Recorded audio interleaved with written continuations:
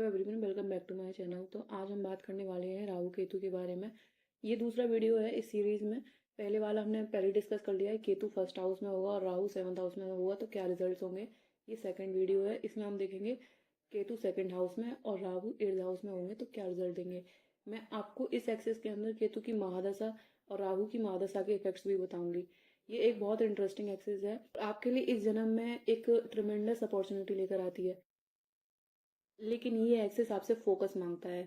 लेकिन प्रॉब्लम ये है कि लोग इस एक्सेस को थोड़ा गलत समझते हैं। केतु जो मोक्ष और लिबरेशन का फैक्टर है, लेकिन जो हमारे पास्ट कर्मास को भी कैरी करता है, और राहु जो हमें मटेरियल वर्ल्ड में बांध कर रखता है। दोनों अपने आप में चैलेंजिंग पोजीशन में होते हैं। केतु सेकंड हाउस में बिल्कुल कंफर्टेबल नहीं होता, क्योंकि ये हाउस प्योर मटेरियल अटैचमेंट्स का है। ये आपकी फैमिली लाइफ, पैसा और पोजेशन से जुड़ा हुआ होता है। और एट्थ हाउस रिप्रेजेंट करता है अनएक्सपेक्टेड इवेंट्स का, मतलब ऐसी चीजें जिन्हें आप कंट्रोल नहीं कर सकते। अब यहाँ राहु भी खुश नहीं होता, क्योंकि राहु चाहता है कंट्रोल करना। राहु चाहता है कि वो मटेरियल दुनिया का किंग बने, सब कुछ अपने फायदे के लिए वो मैनिपुलेट करना चाहता है। राहु बेसिकली माया का फैक्टर है, जो हमें इल्यूजन या भ्रम में बांध कर रखता है। इस एक्सिस में राहु को लगता है कि वो कंट्रोल लूज कर रहा है और केतु उल्टा मटेरियल चीजों में उलझा हुआ है। लेकिन यहाँ एक डीप पॉइंट है, आपका जन्म इसलिए हुआ है कि आप जीवन का जो रहस्य है वो जानो, ताकि आप उन सब चीजों से मुक्ति पाओ जो आपको पीछे रोक रही हैं मोक्ष के लिए। और इस जन्म के एंड तक आप एक स्पिरिचुअल अंडरस्टैंडिंग तक पहुंचो कि आप कौन हो और ये मटेरियल वर्ल्ड असल में है क्या। इस लाइफ टाइम में आप अकल्ट, स्पिरिचुअल और साइंटिफिक नॉलेज का एक बहुत बड़ा ट्रेजर सीखोगे। मतलब आपके सामने एक बहुत इंटरेस्टिंग जर्नी खुली हुई है। अब जब केतु आपके सेकंड हाउस में होता है ना, तो यहाँ कुछ बहुत ही इंपॉर्टेंट फैक्टर्स देखने को मिलते हैं। जैसे मैंने कहा, सेकंड हाउस हमारा प्योर मटेरियल वर्ल्ड रिप्रेजेंट करता है। यहाँ आपका फैमिली, आपकी पोजेशन, आपका धन, प्रॉपर्टी, सब कुछ आता है।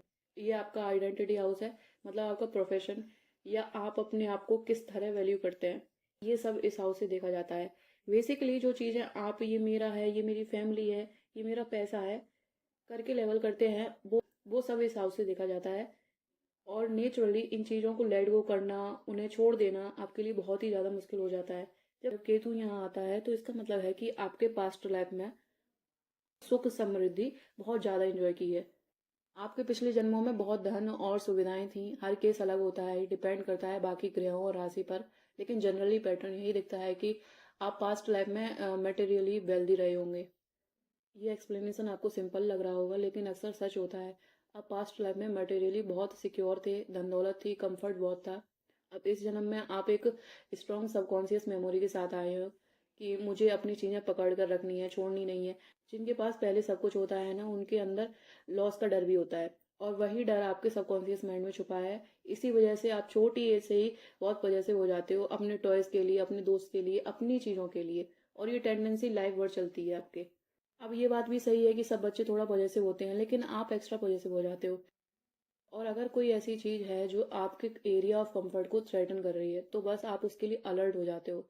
आपको बिल्कुल पसंद नहीं होता जब आपकी आइडेंटिटी या आपके पोजीशन पे कोई हाथ डाले। अब ये सुनने में थोड़ा नेगेटिव लगता होगा, जैसे आप कोई रूड या ग्रीडी इंसान हो, लेकिन ऐसा नहीं है। ये आपके नेचर का ही पार्ट है, बल्कि आपके अंदर का सबकॉन्शियस फियर है, जो आपके पास्ट लाइफ कर्मा से आए हुए हैं। इसलिए जब लोग कहते हैं ना कि बस लाइफ के साथ चलो, गो विद द फ्लो, आपके लिए बहुत मुश्किल हो जाता है। आप चाहते हो कि सब कुछ आपके कंट्रोल में रहे, आपको छोड़ देना या सब कुछ भाग्य के भरोसे रख देना, ये कॉन्सेप्ट ही आपके लिए अनकंफर्टेबल लगता है। एक चीज जिसमें आपको सबसे ज्यादा कंट्रोल चाहिए होता है वो है पैसा। अब इंटरेस्टिंग बात यह है कि जब केतु सेकंड हाउस में होता है ना, तो वो आपको पैसे आसानी से दे देता है। आपको ज्यादा मेहनत ही नहीं करनी पड़ती। मैंने कई चार्ट्स में देखा है, आप कोई भी जॉब करो, प्रमोशन मिल जाता है, पैसा खुद अट्रैक्ट होता है, यानी पैसा आपकी तरफ फ्लो करता है।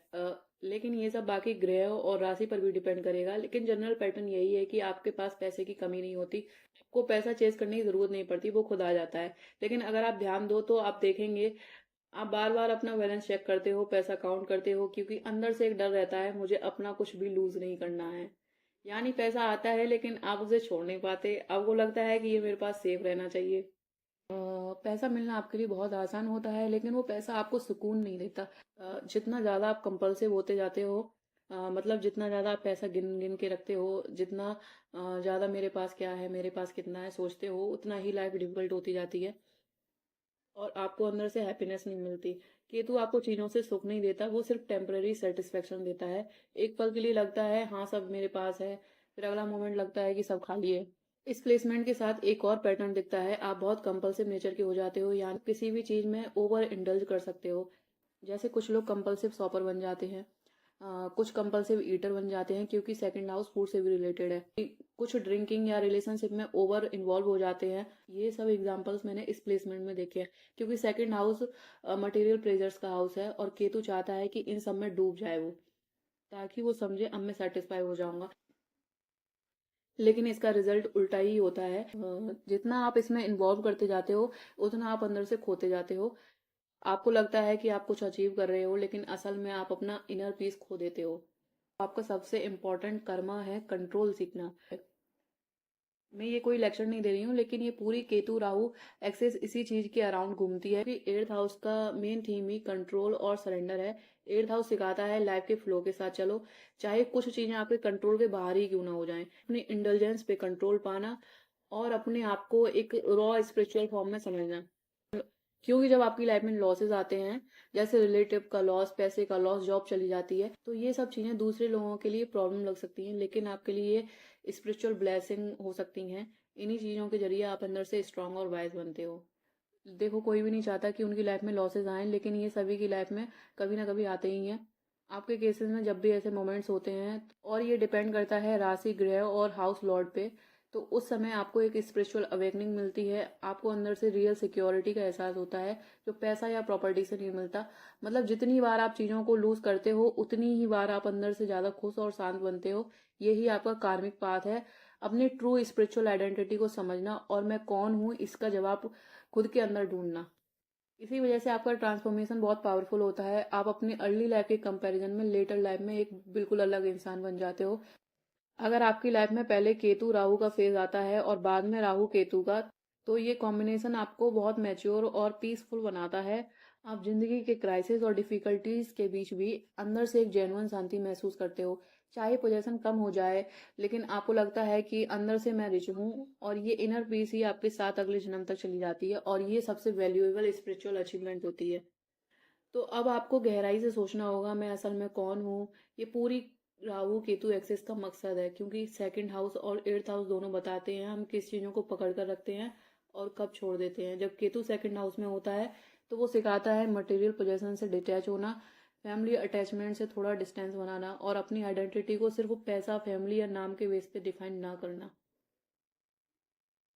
और राहु एट्थ हाउस में आपको खींचता है लाइफ के मिस्ट्रीज के अंदर। वो चाहता है कि आप लॉस के जरिए ट्रांसफॉर्म हो, अंदर के हिडन ट्रूथ को समझें और अपनी स्पिरिचुअल डेप्थ तक पहुंचे।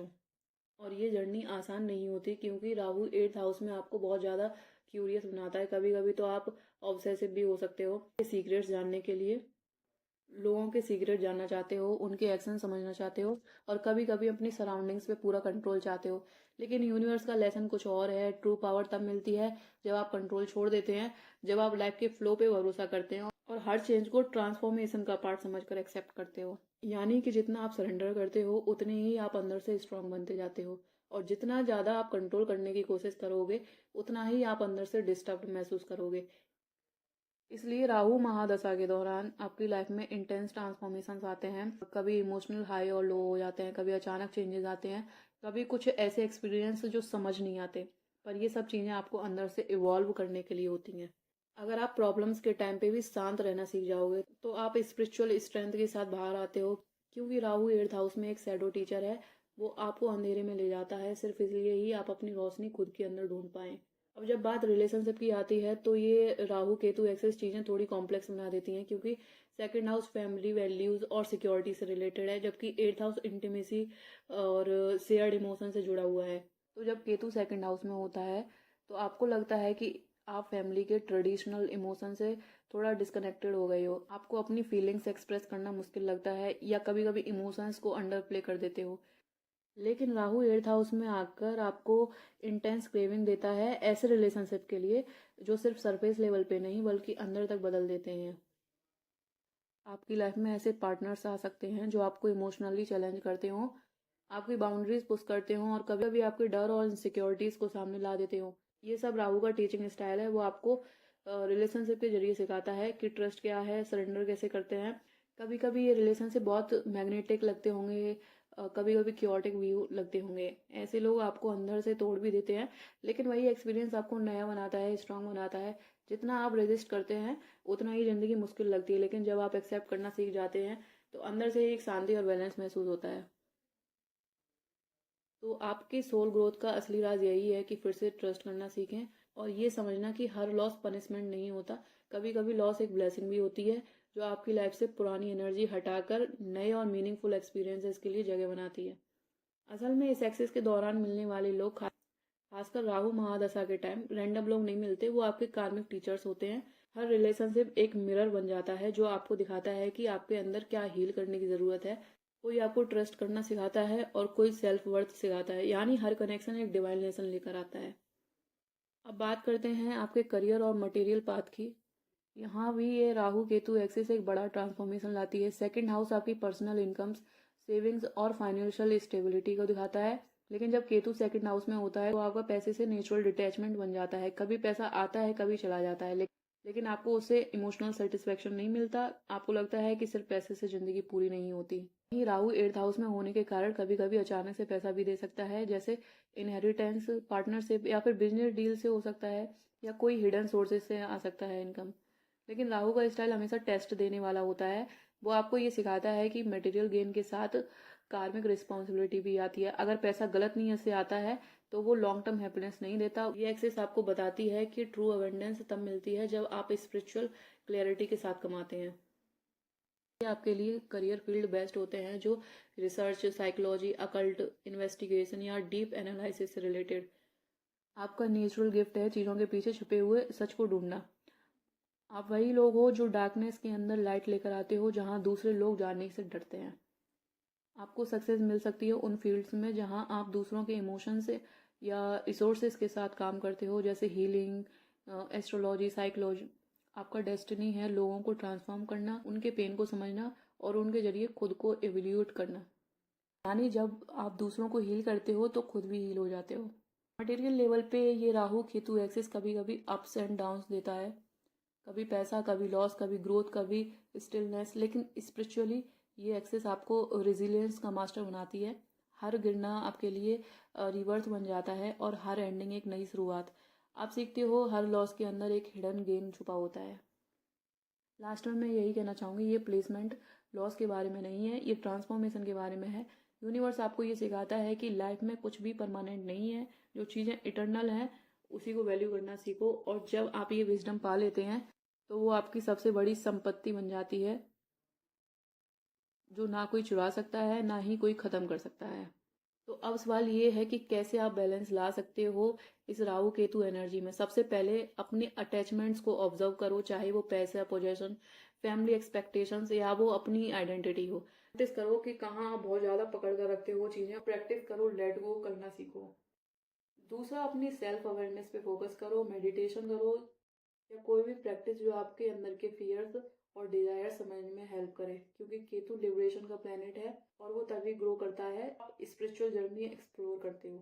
और तीसरा ये है कि राहु की एनर्जी का वाइजली यूज करो। राहु चाहता है एक्सपीरियंस, नॉलेज और कंट्रोल, लेकिन इसका हायर एक्सप्रेशन है क्यूरियोसिटी विदाउट अटैचमेंट और लर्निंग विदाउट मैनिपुलेशन। अपनी एम्बिशंस को चैनल करो, जैसे creative work, research, healing professions, और अवॉइड करो ऑब्सेशन को, सीक्रेसी को और पावर गेम्स को। चौथा होगा, हमेशा याद रखो लॉस भी ग्रोथ का पार्ट है। जब पोजेशंस, स्टेटस या रिलेशनशिप्स आपके हाथ से निकल जाते हैं, ये पनिशमेंट नहीं है, ये एक अपॉर्चुनिटी है ओल्ड पैटर्न्स को रिलीज करने की और अपने ट्रू सेल्फ तक पहुंचने की। प्रैक्टिस करो ग्रेटिट्यूड, डिटैचमेंट और रिफ्लेक्शन। ये आपको हेल्प करेंगे राहु केतु एक्सिस के चैलेंज को नेविगेट करने में। और लास्ट में यही है, अपनी जर्नी को एम्ब्रेस करो। ये एक्सेस आपको ट्रिमेंडस स्पिरिचुअल पोटेंशियल देता है। यूनिवर्स आपको ट्रेन कर रहा है फियर, अटैचमेंट और इल्यूजन के ऊपर उठने के लिए। अगर आप कॉन्सेसिवली ये पाथ फॉलो करते हो तो आप सिर्फ मटेरियल सक्सेस नहीं पाते, डीप स्पिरिचुअल इंसाइट और पीस भी आपके साथ होते हैं। तो याद रखो, केतु सेकंड हाउस और राहु एट्थ हाउस चैलेंजिंग जरूर है, लेकिन ये स्पिरिचुअल ग्रोथ और लाइफ मास्टरी के लिए सबसे रिवॉर्डिंग प्लेसमेंट में से एक है। अप्रोच ऐसे करो कि अवेयरनेस, डिसिप्लिन और सरेंडर के साथ, और आपको मिलेंगे इमेंस रिवॉर्ड्स, अंदर से पीस और विजडम। तो ये था केतु 2nd हाउस में और राहु 8th हाउस में। आई होप आपको थोड़ा समझ में आया होगा और आपने रिलेट किया होगा।